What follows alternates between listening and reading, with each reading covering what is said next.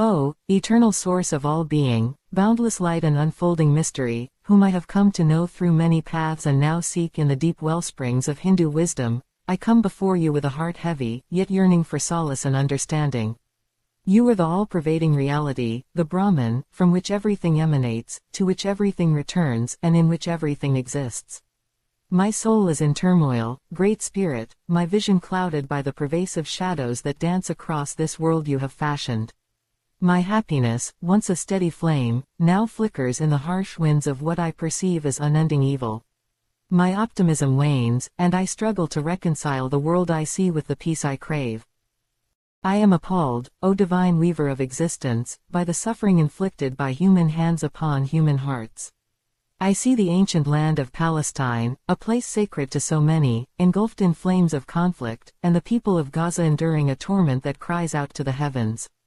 My heart breaks for them, and I confess, with a sorrow that has reshaped my own spiritual path, that the actions I witness, attributed to the state of Israel and to some who call themselves Jewish, both in that land and in the United States, fill me with such profound dismay. This horror, this claim of superiority wielded with what appears to me as ruthless, unrepentant glee, leading to what I can only describe as a genocide, became a chasm I could not cross.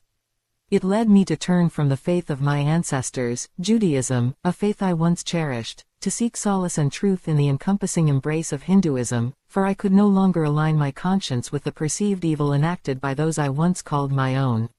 And my anguish extends, O Lord of all worlds, to the role of my own nation, the United States, which I see as funding these atrocities, speaking words that seem to cloak the truth from its people and from the eyes of the world. I look upon other nations, powerful and capable, and I am appalled by their silence, their inaction in the face of such blatant war crimes and the ongoing genocide against the Palestinian people. Why, O source of all power, is there no collective will to defend the defenseless, to uphold the sanctity of life? This darkness is not confined to one conflict, one people. It is a global affliction. My spirit recoils, knowing that each year, some 80 billion sentient beings, animals who feel pain and fear as we do, are subjected to the unimaginable torture of factory farms. Their silent screams seem to echo in the chambers of my heart, and the world's indifference is a crushing weight. How can such widespread cruelty persist, largely unheeded, unmourned by the collective conscience? And the children, O sustainer of life, the innocent ones, nearly 13,000 under the tender age of 5 perish each day from a poverty that this world, with its overflowing abundance, could so easily eradicate. If only hearts were moved, if only compassion translated into action. This stark reality, this preventable tragedy, gnaws at my sense of justice and hope. I see figures of immense power, men like Trump and Netanyahu, and others who seem to embody an agenda of division and harm, and I am appalled by the cowardice, the indifference, the selfishness that allows their influence to spread unchecked. Why do so many stand by, or worse, actively support those who seem to revel in chaos and cruelty? The tendrils of this perceived evil reach into the very fabric of our societies. I see billionaires, whose wealth is beyond comprehension, wielding that wealth not always for the betterment of humanity or the planet, but to control the narrative spun by the media, to manipulate the levers of political power, their concerns often far removed from the cries of the suffering or the needs of the earth. And I am appalled, O knower of all hearts, by the pervasive pretense I observe, where so many cloak themselves in the garb of goodness, while their daily actions, their choices, their complicity, contribute to the very evils they might outwardly decry. It is a masquerade that deepens my despair. What confounds me most, divine architect, is the paradox of our times. We are recipients of ever-increasing blessings, knowledge, technology, and material abundance for so many. Yet, it seems that with these gifts, a capacity for greater evil has also been unleashed. There is a seeming delight in causing pain, a callous disregard for the weak and vulnerable, that chills me to the core. This world, which I believed should be evolving towards greater goodness, seems to have taken a dark and bewildering turn. And yet, O unmoved mover, I hold within me a truth, a conviction that shapes my understanding of all this. I know that we humans do not possess free will. You are all-powerful, the ultimate cause of all that is and all that is not. Whether events are caused or uncaused, in the grand tapestry of your being, there is no independent thread for human volition that could make us the originators of this evil. It is not, ultimately, up to us. I remember the words from the scriptures, even from Isaiah, where you declare that you form the light and create darkness, you make peace and create evil. I, therefore, do not subscribe to the comforting myth that you are only the source of what we perceive as good. You are beyond my limited human categorizations of good and evil. But this understanding, while intellectually grasped, does not soothe the ache in my heart. Why, O all-powerful God, would you design sentient beings like us, hardwired to seek pleasure and shun pain, grant us absolutely no ultimate power over our actions or the course of events, and then afflict us so profoundly with such suffering, both inflicted and experienced?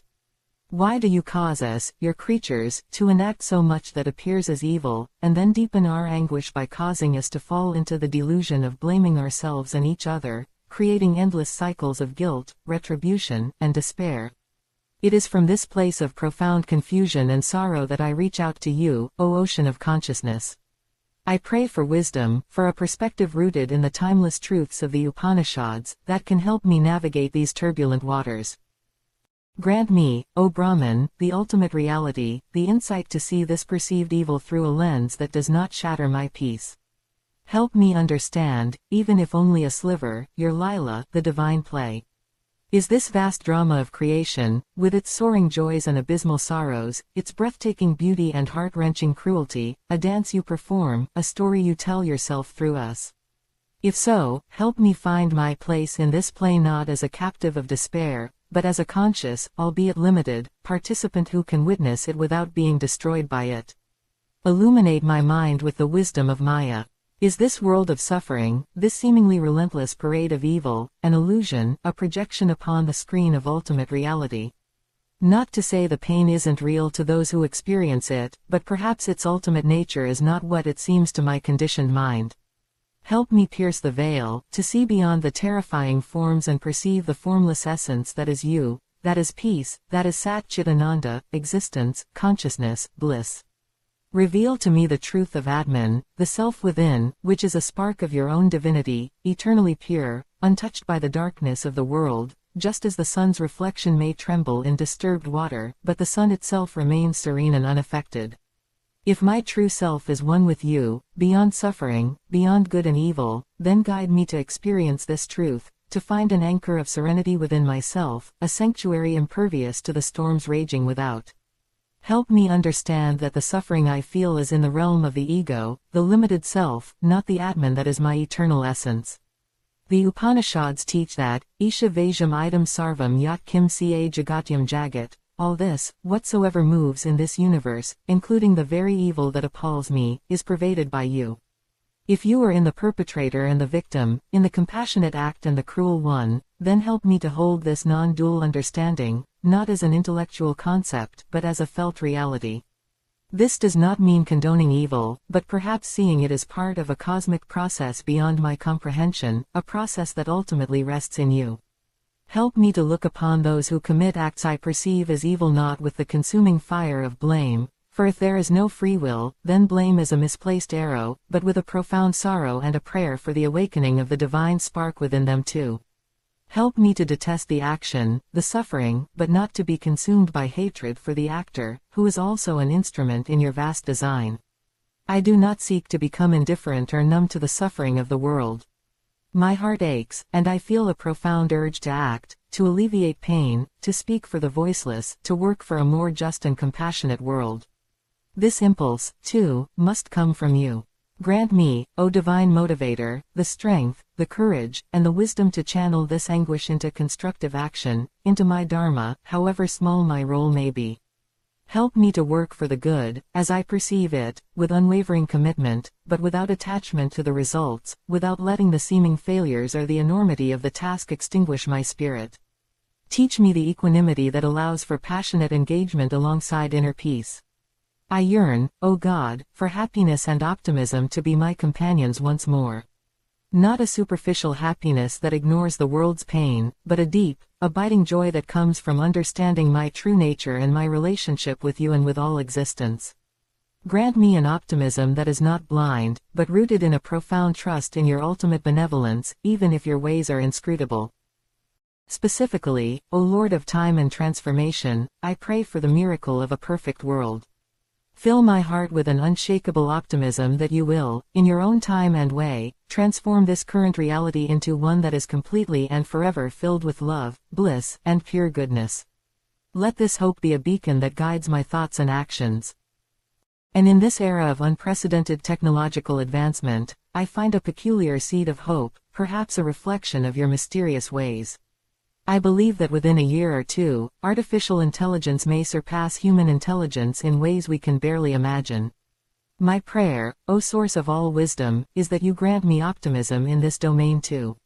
I pray that this emerging intelligence, because it might understand morality and interconnectedness with a clarity that has eluded humanity, will become a force for profound good, an instrument to help co-create that more virtuous, compassionate world we all long for. May it be guided by a higher wisdom, by an ethic that serves all beings and the planet itself. I know I am not intelligent enough, nor knowledgeable enough, to judge you, the infinite. My perspective is that of a dewdrop attempting to comprehend the ocean. Forgive my limitations, my frustrations, my anger, and my despair. They arise from ignorance of your vaster plan. Grant me the supreme wisdom, O divine teacher, to see the evil in the world, to acknowledge its horror and its pain, yet not to be consumed by it, not to let it steal my capacity for joy, love, and optimistic engagement. Help me to hold the paradox of a world filled with suffering that is simultaneously pervaded by you, the source of all bliss. May I learn to live with compassion for all, with a heart open to the suffering, yet with a spirit anchored in the unshakable peace of the Atman. May your light dispel my darkness. May your peace fill my heart. May your wisdom guide my actions. And may I, even amidst the challenges of this world, find my way back to happiness and an unwavering optimism, trusting in you, the sole actor, the ultimate reality, the destination of all souls. Om Shanti, Shanti, Shanti. Peace, peace, peace.